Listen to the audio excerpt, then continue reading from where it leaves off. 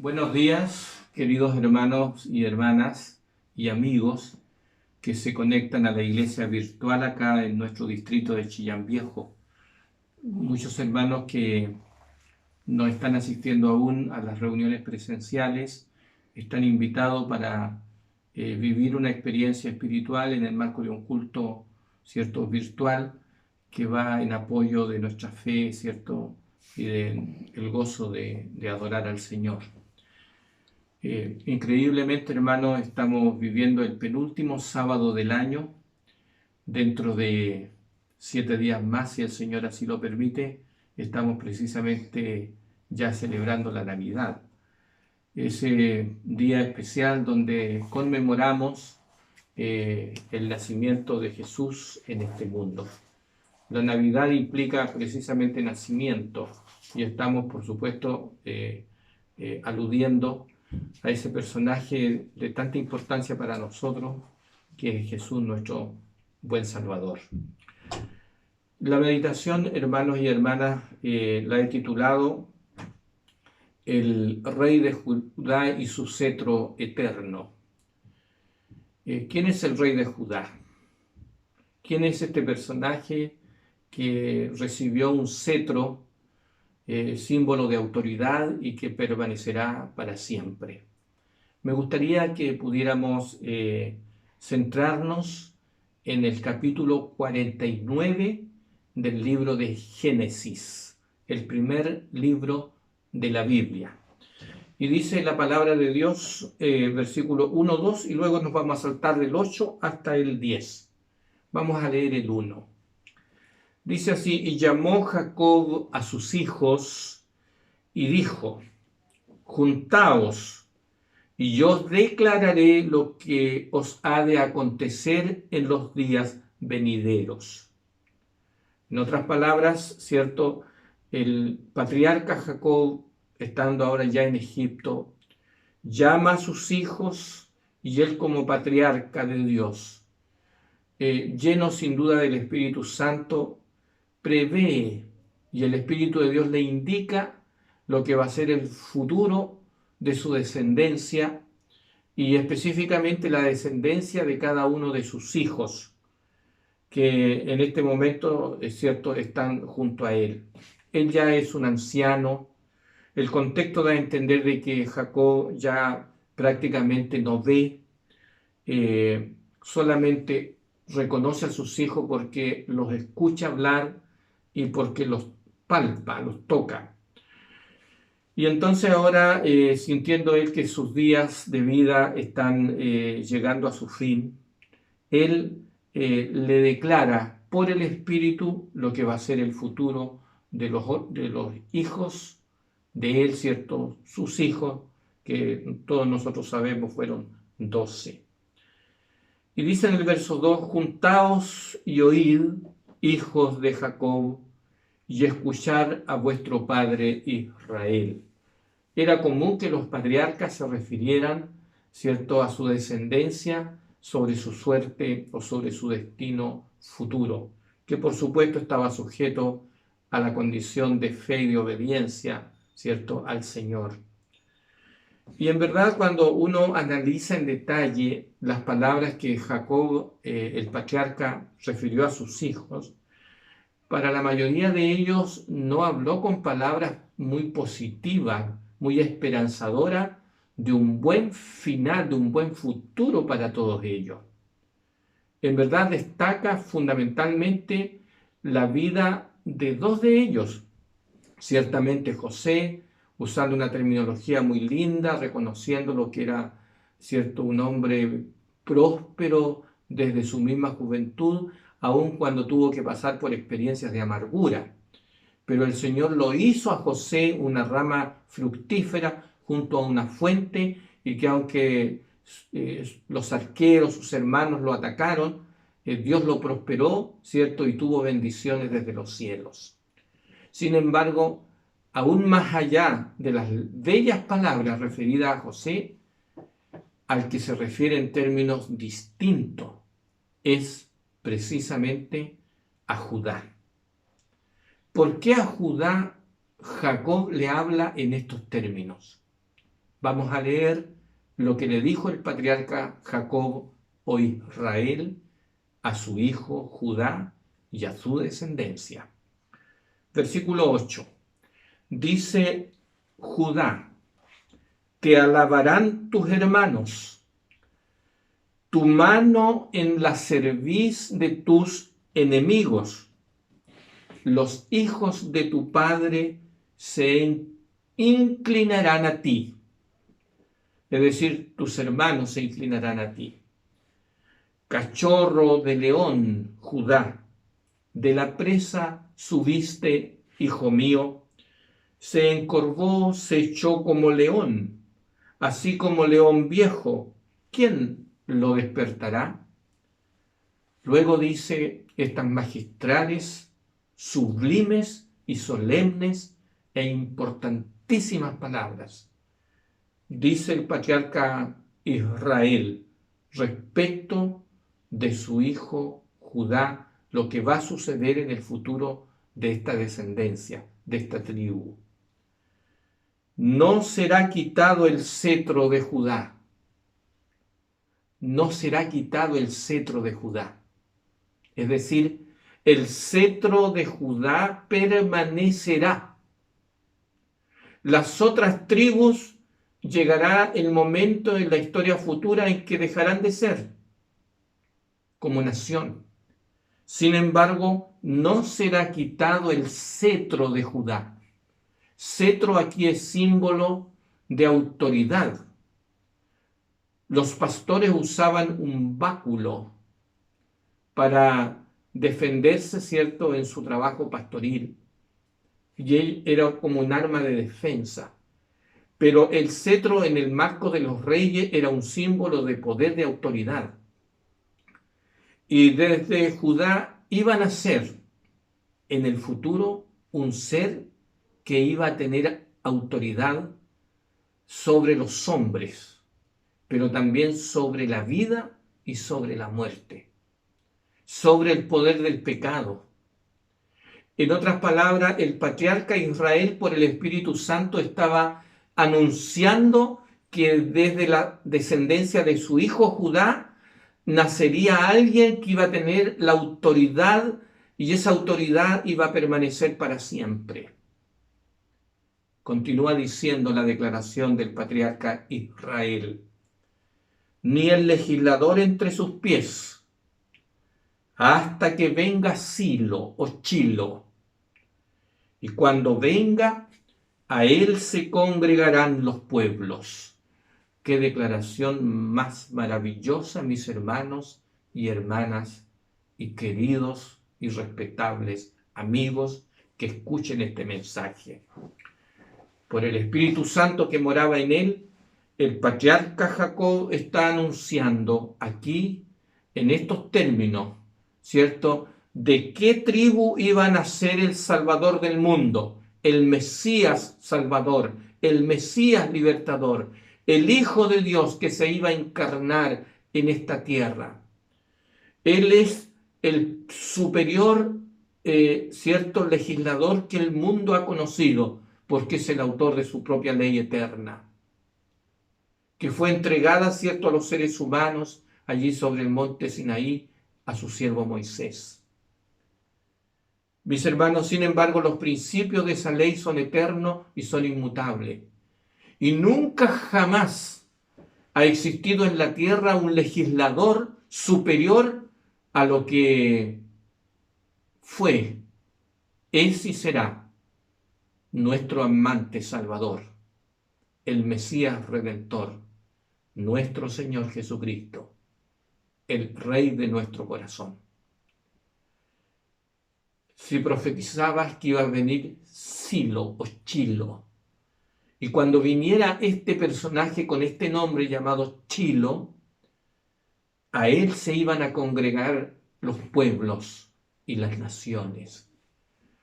En hebreo, en que se escribió la Biblia, la palabra Chilo significa el dador de paz, el que puede entregar paz, ¿cierto?, a las naciones.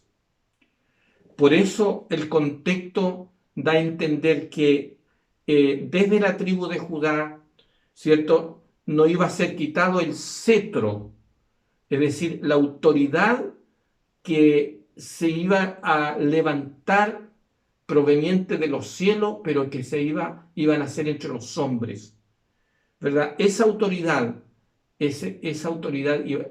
iba a ser, si bien es cierto, un siervo sufriente, porque sería nuestro Salvador. Sin embargo, Él restauraría el reino de Dios en este mundo, con su vida indestructible, con su vida, cierto, que iba a someterse 100% a la voluntad del Padre, con su vida sin pecado y con su muerte sin pecado, vicaria y sustitutoria, que fue puesta en nuestro favor, en favor de cada uno de nosotros, de cada ser humano. Él iba a tener la autoridad sobre todas las cosas, sobre el pecado, sobre la vida y sobre la muerte. Autoridad sobre todas las naciones. Y mis hermanos, un día este ser maravilloso, el Rey de paz, el Príncipe de paz, verdaderamente nació en la tierra. Así lo atestiguan las propias Escrituras. Es maravilloso ver cómo esto que Jacob profetizó por el Espíritu Santo, con el correr del tiempo, ¿cierto?, de siglos después, tomó un cumplimiento exacto.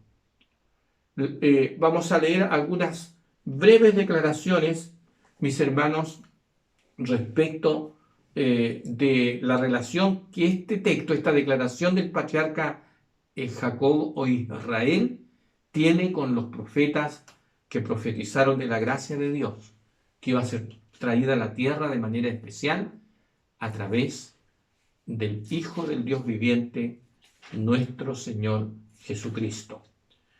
Hermanos, en el libro de Miqueas, capítulo 5, verso 2, nosotros leemos: pero tú, Belén, Éfrata, es decir, Belén de Efraín, que estaba precisamente en la provincia de Judá, pequeña para estar entre las familias de Judá, de ti me saldrá el que será Señor en Israel, y sus salidas son desde el principio, desde los días de la eternidad.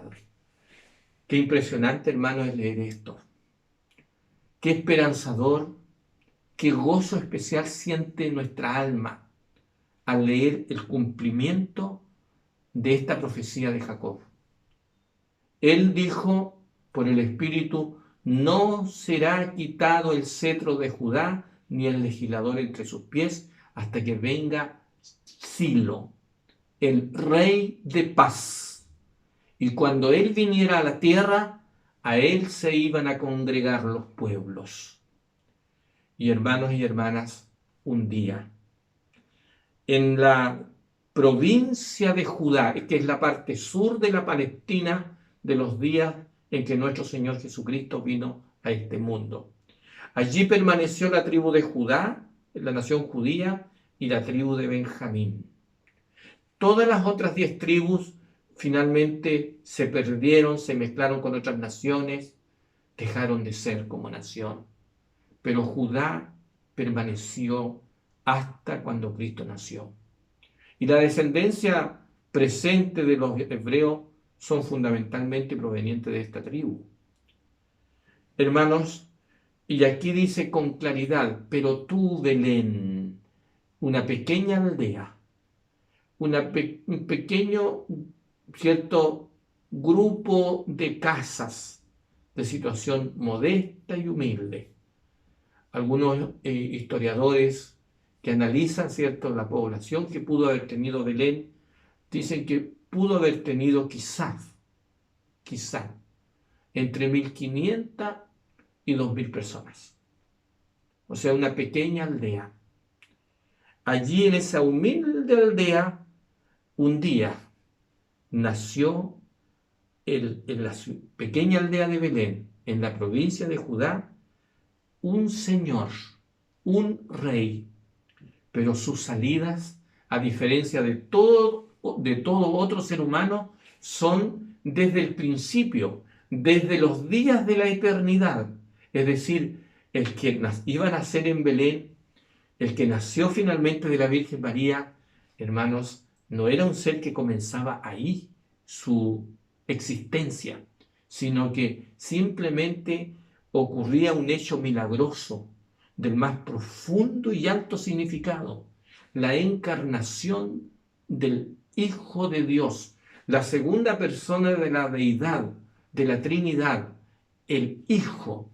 Así se le llamó en el marco y en el contexto del plan de salvación. Él se iba a hacerse ser humano. Él se iba a anonadar, como dice más adelante el apóstol Pablo, porque tenía que nacer el Señor para que pudiera llevarse adelante el diseño, ¿cierto?, del maravilloso y glorioso plan de salvación. Para poder cumplir el plan de salvación, para que Cristo llegara a ser nuestro mediador, nuestro sumo sacerdote, nuestro salvador y sumo sacerdote, Él tenía que nacer en la tierra.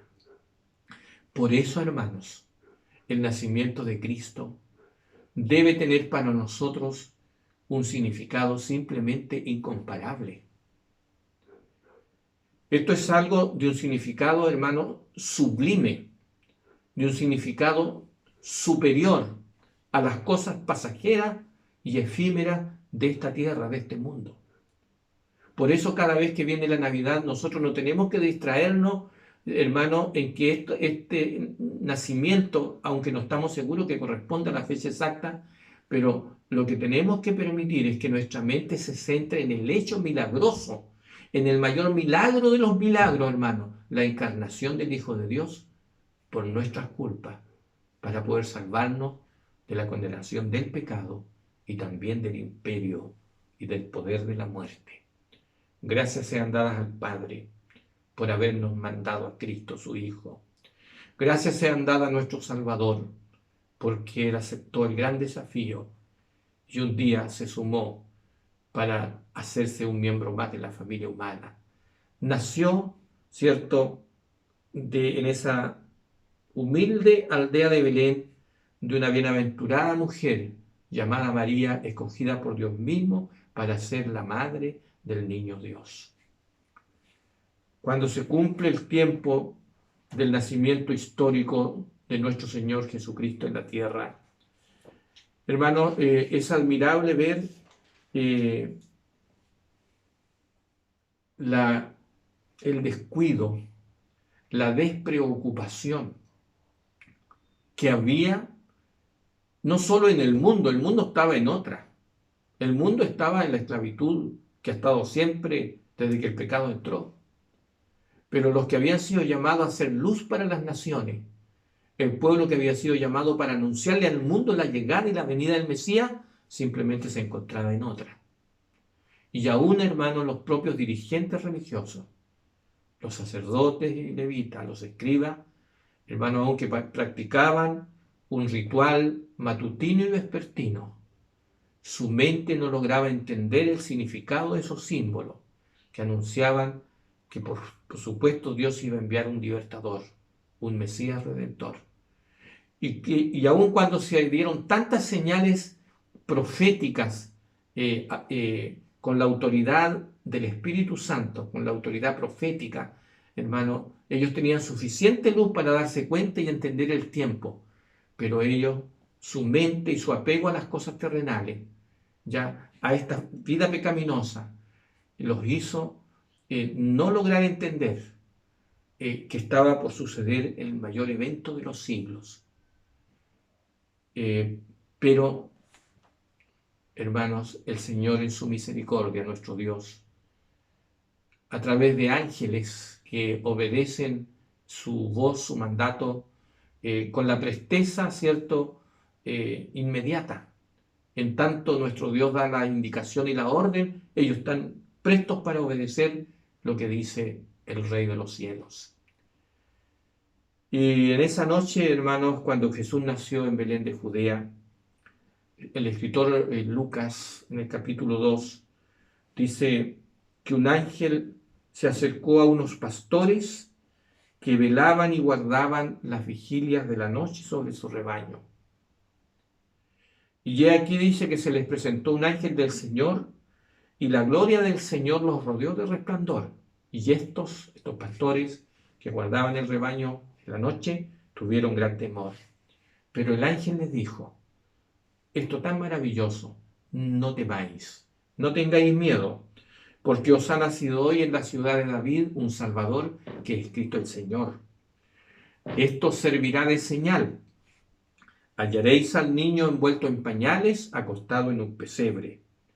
Y, dice la Biblia, repentinamente apareció con el ángel una multitud de las huestes celestiales que alababan a Dios y decían: gloria a Dios en las alturas y en la tierra paz y buena voluntad para con los hombres.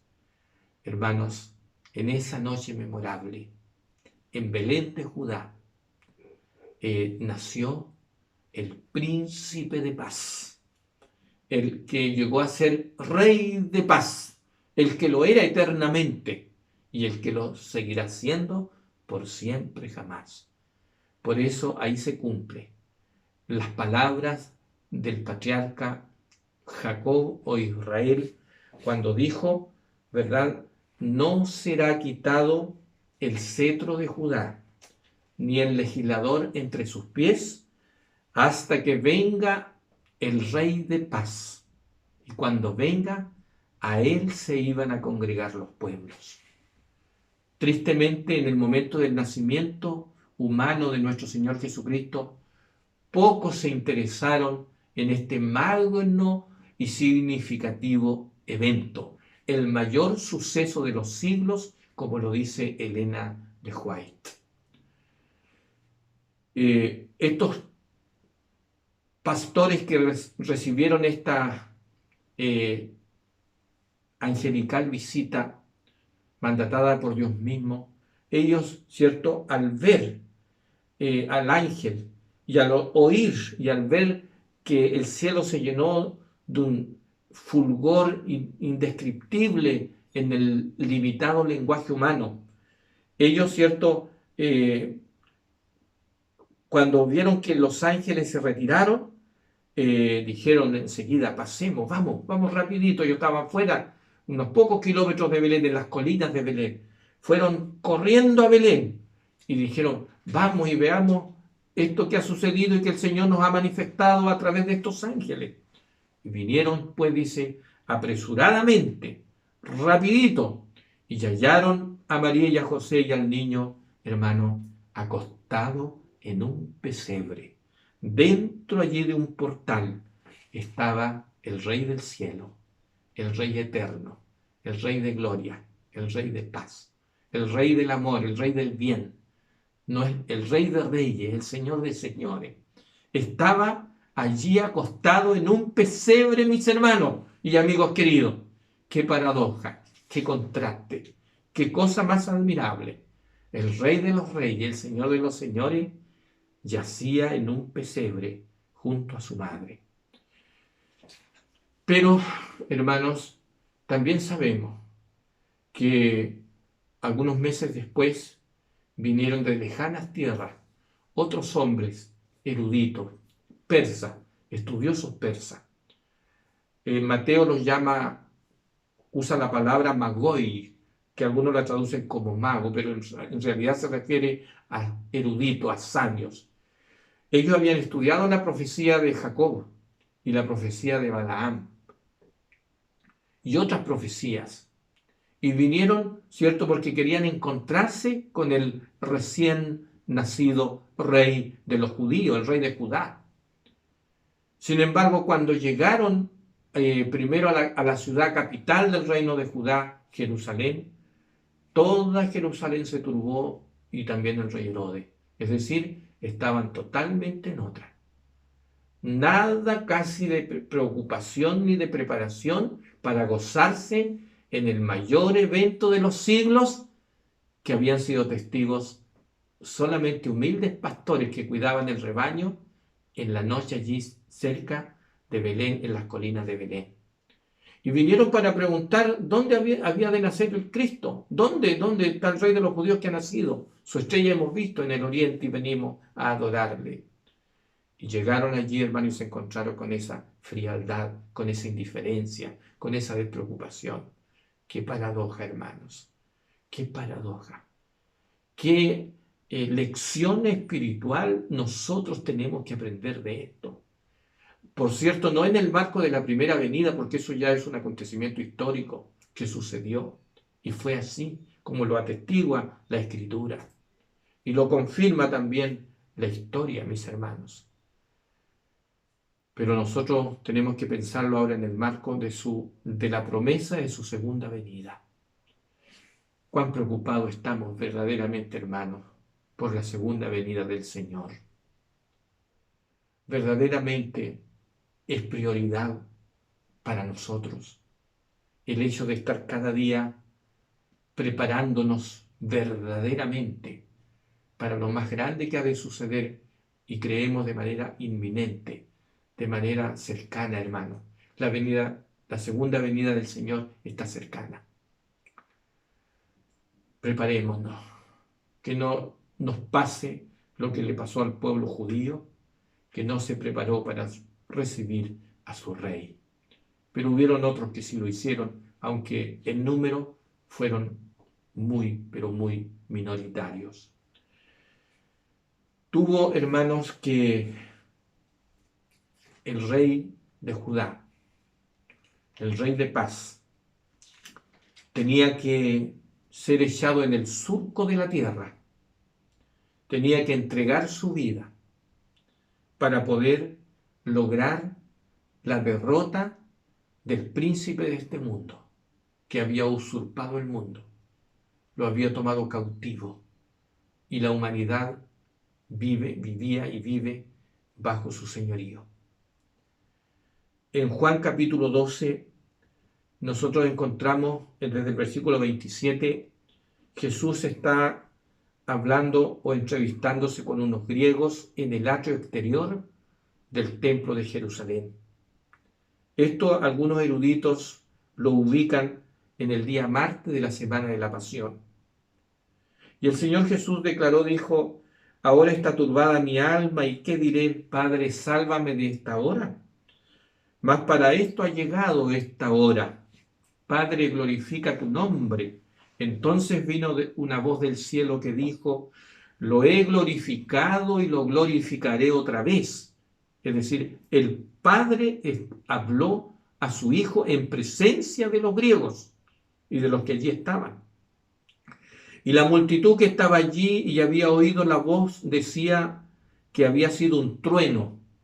Otros decían, no, un ángel le ha hablado. Y otros decían, no, el Padre le habló.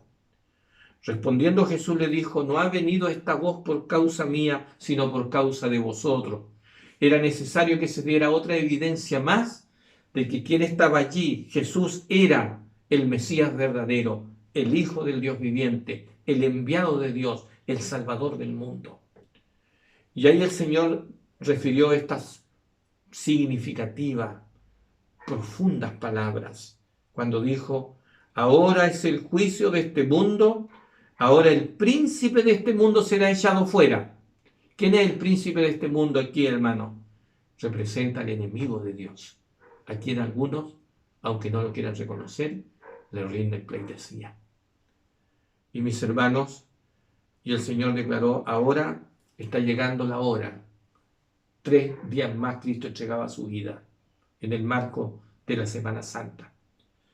Y Él dijo, ahora es el juicio de este mundo, ahora el príncipe de este mundo será echado fuera, y yo, si fuere levantado de la tierra, a todos atraeré a mí mismo, a todo el que crea, ¿cierto?, las promesas de Dios, la palabra de Dios, en el plan de Dios, a todo el que me reconozca, ¿cierto?, por lo que soy, dijo Jesús, el enviado de Dios, enviado para salvar lo que se había perdido.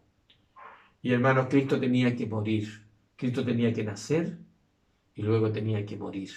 Nació en este mundo para morir. El Rey de Paz nació para sufrir y para morir. Pero Él tenía, hermanos, como dijo Israel, como dijo Jacob por el Espíritu Santo, no será quitado el cetro de Judá, ni el legislador entre su pueblo, hasta que venga Él. Y cuando Él venga, ¿cierto? Él recuperará toda autoridad, porque Él tenía autoridad sobre el pecado, sobre la vida y sobre la muerte.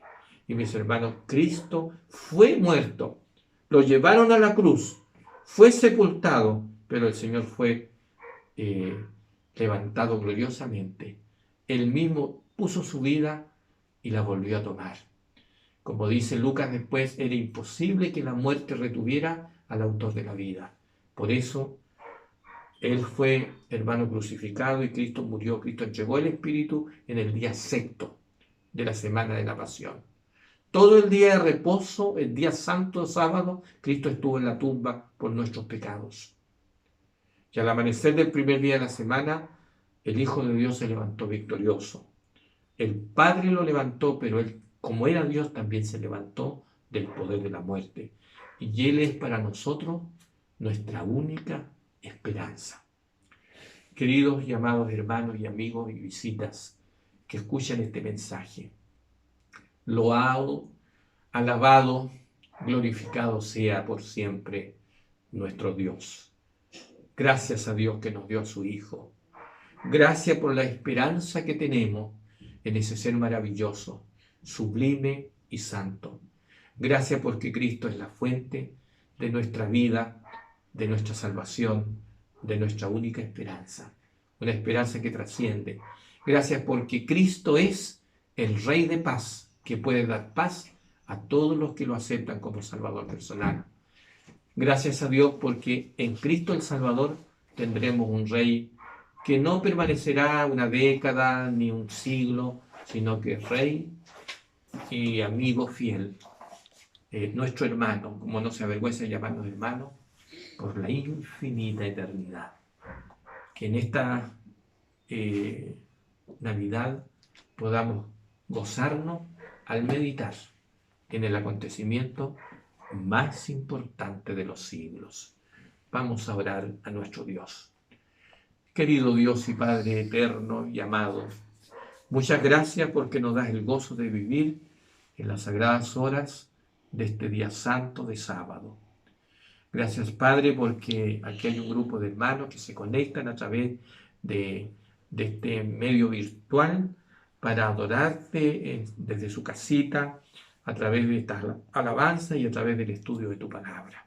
Querido Padre, entréganos de gracia a todos tu bendición, que el Santo Espíritu esté con nosotros y que podamos tener el debido espíritu para poder, Señor, recordar el magno evento de la Navidad que nos lleva a aquel día glorioso cuando tu Hijo, por nuestras culpas y por nuestra salvación, tuvo que nacer en este mundo.